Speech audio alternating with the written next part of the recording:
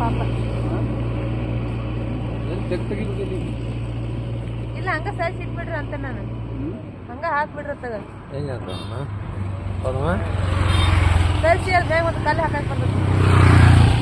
ಯಾವ್ರು ಹೇಳ್ಕೊಂಡು ಮತ್ತೆ ಏನ್ ಮಾಡಕ್ ಬರೋದಿಲ್ಲ ಸುಳಕ್ ಬರೋದ್ ನಾರಕ್ಕಿಂತ.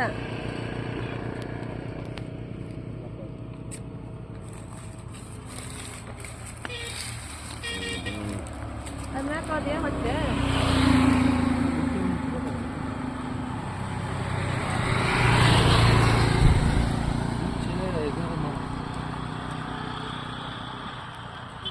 ಹಾಕ್ರಿ ಅದ್ಮ್ಯಾಗ ಚೀಲ ಹಾಕ್ರಿ ಕಲ್ಲು ಇಟ್ಬಿಟ್ರಿ.